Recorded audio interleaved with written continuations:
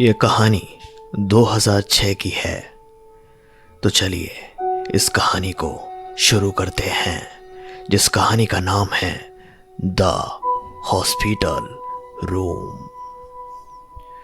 शिमला के एक अस्पताल में एक शाम जब कड़ाके की ठंड और जोरदार बारिश के साथ साथ अस्पताल में रूह कपाने वाली चीख भी गूंजी। हेड नर्स नमिता को वो चीख जानी मानी लग रही थी। चीख का पता लगाने के लिए नमिता ने अपने जूनियर से जाकर देखने को कहा।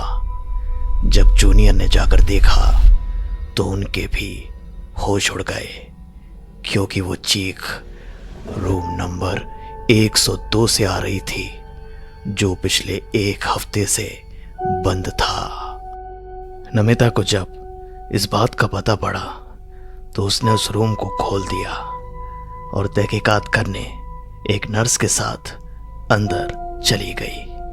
उसके अंदर जाते ही पीछे दरवाजा जोर से बंद हुआ और उस कमरे की लाइट चली गई। नमिता और जूनियर नर्स अंधेरे कमरे में अपनी जान हलक में लेकर रह गए और कमरे में भी चीखें लगातार बढ़ती जा रही थीं। उन्होंने उन चीखों को पहचान लिया था। वो चीखें डॉक्टर नरीन की थी, जो 2 दिन पहले एक्सीडेंट में मारे गए थे। उन दोनों ने दरवाज़ा खोलने की बहुत कोशिश की, बाहर खड़े अपने जूनियर्स को आवाज़ तक लगाई, लेकिन उनकी आवाज़ ना जाने क्यों कमरे के बाहर नहीं जा पा रही थी। बड़ी मशक्क़त के बाद दोनों कमरे के बाहर आ पाए। बाहर आने के बाद नमिता ने तय किया कि रूम को बंद ही रखेंगे और इस बात को यहीं पर दबा देंगे। उस हादसे के ठीक 3 दिन बाद जब सुधा नाम की मरीज अस्पताल में अपनी डिलीवरी के लिए आई तो नर्स ने उसे कमरा खाली ना होने के कारण भर्ती करने से इनकार कर दिया।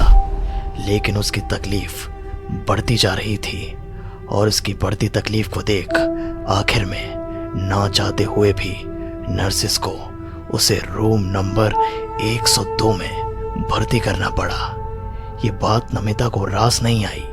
भर्ती होने की पहली रात बहुत आसानी से कटी। सुधा अपनी माँ रेणुका के साथ आराम से रूम में सो रही थी। उसका इलाज भी चालू हो गया था। लेकिन दूसरी रात जब सुधा अपनी माँ रेणुका के साथ कमरे में आराम कर रही थी, तभी अचानक खिड़कियों के खड़खड़ाहट से रेणुका की नींद टूट गई और उसने देखा कि एक आदमी का साया सुधा की तरफ बढ़ता जा रहा है। ये देख रेणुका हड़बड़ा जाती है और वो भगवान का नाम जोर जोर से लेना शुरू करती है। रेणुका की आवाज़ सुन सुधा की नींद टूट जाती है। अपनी माँ को इस हालत में देख सुधा बहुत ज़्यादा डर जाती है और इसी डर और चिंता के कारण उसकी तकलीफ बढ़ने लगती है और उसे प्रसव पीड़ा होने लगती है। अगली सुबह सुधा एक नन्ही सी बच्ची को जन्म देती है। बच्चे के आने की खुशी बहुत थी, लेकिन रेणुका कल रात वाली बात से बहुत ही परेशान हो चुकी थी। सुधा के मन में भी कई सवाल दौड़ रहे थे। सुधा ने अपनी माँ रेणुका से उनकी चिंता का कारण पूछा, लेकिन रेणुका ने सुधा को कुछ न बताया और आराम करने की सलाह दी। अब तो रेणुका की चिंता और भी ज़्यादा बढ़ चुकी थी, क्योंकि जो कुछ उसने कल रात देखा अगर वो सच था तो अब उसे एक नहीं अपितु 2 जनों की रक्षा करनी थी। उसने हिम्मत करके सुधा के पति विनायक से उनके गांव जाकर पंडित से बात करने को कहा। सभी बातों से अनजान विनायक गांव की ओर निकल पड़ा और यहाँ जैसे तैसे रात होती जा रही थी, वैसे वैसे रेणुका का डर बढ़ता जा रहा था। उस रात जब रेणुका, सुधा और नवजात बच्चा जब कमरे में सो रहे थे, तब रेणुका की नींद अचानक से सुधा की चीख से खुल गई। रेणुका ने देखा कि सुधा पागलों की तरह अपने बच्चे को ढूंढ रही थी, जब रेणुका सुधा को संभालने लगी तब उन दोनों को कमरे के बाथरूम में से पानी के गिरने की आवाज आने लगी। जब रेणुका ने बाथरूम में जाकर देखा तो बाथरूम के शीशे पर हेड नर्स नमिता का नाम लिखा हुआ था और सुधा का नवजात बच्चा बाथरूम के फर्श पर था। रेणुका ने तुरंत ही बच्चे को उठाया और सुधा को लेकर भागती हुई कमरे से बाहर गई। सुधा को कुछ भी समझ में नहीं आ रहा था कि ये सब क्या हो रहा है। वो निरंतर अपनी माँ से इन सब के बारे में पूछती रही, लेकिन रेणुका ने उसे कुछ ना बताना ही बेहतर समझा। अब तो रेणुका ने जाकर सीधा हेड नर्स नमिता को कमरे में घट रही घटनाओं के बारे में सूचित किया और उन्हें उस रात के लिए कुछ भी करके दूसरा कमरा देने की गुजारिश की। लेकिन दूसरा कमरा ना होने की वजह से और हालत की नज़ाकत को मद्देनजर रखते हुए हेड नर्स नमिता ने उन्हें अपने ही कमरे में रहने की इजाज़त दे दी। रेणुका ने इस बार हेड नर्स नमिता से सारी सच्चाई पूछी कि उनका नाम किस प्रकार शीशे पर लिखा गया था और ये सब अस्पताल में क्या चल रहा है और उन्हीं के साथ ये सब क्यों हो रहा है। तब हेड नर्स नमिता ने उनसे क्षमा याचना करते हुए कहा कि ये सब उसके कारण हो रहा है क्योंकि जिस कमरे में उन्हें रखा गया था, दरअसल उस कमरे में लगभग 2 हफ्ते पहले हरि नाम के एक मरीज की मृत्यु हुई थी और कहीं ना कहीं हरि की मृत्यु हेड नर्स नमिता और जूनियर डॉक्टर नरेंद्र की लापरवाही के कारण हुई थी। तब से उस कमरे में ऐसे हादसे होते आ रहे हैं। अब तो रेणुका वहां एक पल तक रुकना नहीं चाहती थी। उसने तुरंत विनायक को फोन मिलाया और वापस आने को कहा। विनायक जब आएगा तब आएगा, तब तक के लिए किसी होटल में रुकना सही होगा, लेकिन इस वक्त अस्पताल में रुकना ठीक नहीं है। यही सोचकर उसने तुरंत नमिता से उसका सामान जो कि रूम नंबर 102 में था उसे लेकर आने को कहा।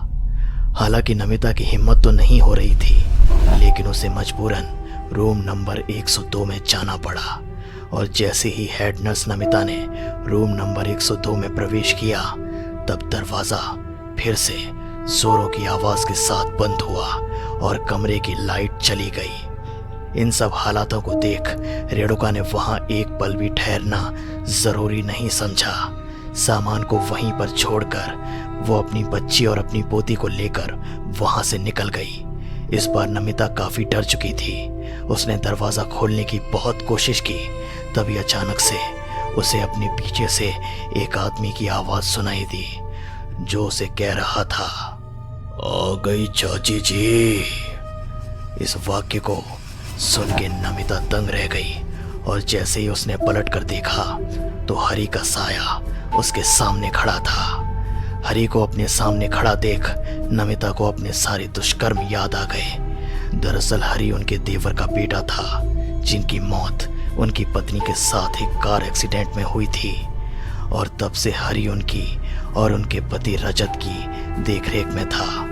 नमिता को याद आने लगा कि किस प्रकार उसने और उसके पति ने मिलकर प्रॉपर्टी के लालच में आकर हरि की हत्या कर दी थी। हरि उनका 26 वर्षीय भतीजा था जो अनाथ था। अगले महीने हरि की शादी उसकी अपनी प्रेमिका से तय थी। नमिता और उसके पति रजत ने हरि की परवरिश में कोई कमी नहीं छोड़ी थी। उसे अपनी बच्ची जैसे प्यार किया था, लेकिन हरि ने जब उनके माता पिता की पुश्तैनी हवेली अपनी प्रेमिका को भेंट देने की बात कही तब नमिता और उसके पति रजत के सीने पर ऐसा लगा मानो किसी ने पत्थर रख दिया हो। उन्हें ये बात रास नहीं आई। उन्हें लगने लगा कि आज तक के किए गए हर मेहनत पर पानी फिर चुका है। रजत ने हरि को बहुत समझाया। दोनों के बीच लड़ाइयाँ भी हुई, हाथापाई भी, और उसी हाथापाई के चक्कर में रजत ने हरि पर जोर से वार किया और हरि की हालत बहुत गंभीर हुई। नमिता ने अपने पति की गलतियों को बचाने के लिए तुरंत हरि को अपने अस्पताल में भर्ती किया और जूनियर डॉक्टर नरेंद्र को बहला फुसलाकर उसका इलाज करने को कहा। उसका इलाज वहीं रूम नंबर 102 में हो रहा था, लेकिन इलाज के दौरान हरि बच नहीं पाया और उसने वहीं पर अपनी आखिरी सांस ली। जब नमिता के दिमाग में ये सारी बातें दौड़ रही थी तब उसने देखा कि टीवी पर उसके पति की पंखे से लटकती हुई लाश उसे दिखाई दे रही थी। ये देख नमिता पागल सी हो गई और जैसे ही उसने दरवाजे की तरफ अपने कदम बढ़ाए तो वहां का मंजर देख वो दंग रह गई। उसने देखा कि उसकी अपनी खुद की लाश दरवाजे के पास गिरी हुई थी।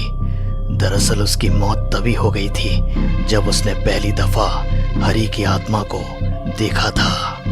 और तब से आज भी शिमला के उस अस्पताल में रूम नंबर 102 से नमिता के चीखने की आवाजें आती हैं।